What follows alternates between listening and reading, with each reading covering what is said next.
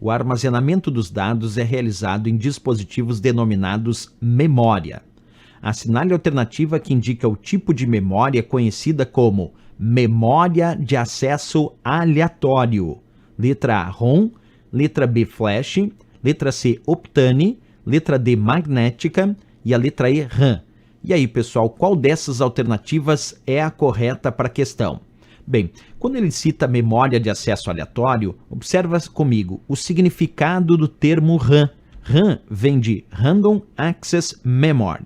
Quer dizer, Random Access Memory é a memória de acesso aleatório, traduzindo para o português. Então, quando a gente já pensa na sigla RAM, a própria tradução do inglês para o português já diz a resposta da questão, porque RAM significa memória de acesso aleatório.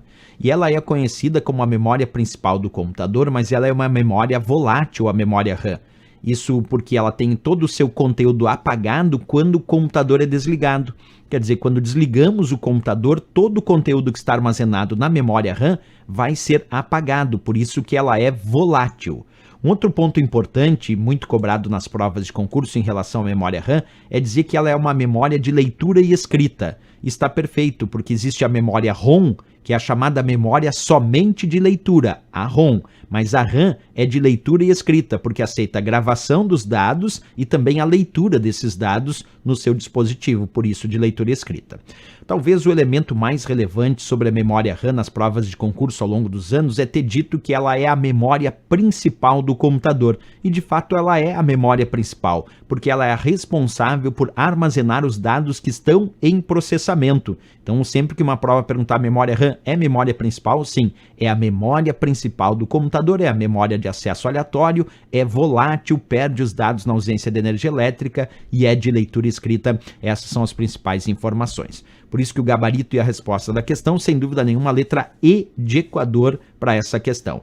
Não é ROM, porque a sigla ROM significa memória somente de leitura, o que já está errado. Não é flash, porque flash é um tipo de memória que é usada no pendrive, é usada em cartões de memória, é usada em dispositivos SSD, e é uma memória que evoluiu da memória ROM, mas que hoje ela é de leitura e escrita, mas ela não é a memória RAM. Então, existe também a memória flash, que é bom lembrar, é a memória do pendrive. A memória Optane é um tipo de memória da Intel, fabricada para computadores que utilizam a plataforma Intel junto com uma memória adicional, como se fosse uma memória flash que vai encapsulada em módulos, e esses módulos são colocados na placa-mãe. Essa é a memória Optane, uma memória da Intel. E magnética, o disco rígido é um exemplo de memória magnética. Isso porque para gravar os dados no disco rígido, nós usamos um ímã, que é um magneto na ponta de um braço, que à medida que os discos giram em alta velocidade, esse magneto é quem realiza a gravação e a leitura dos dados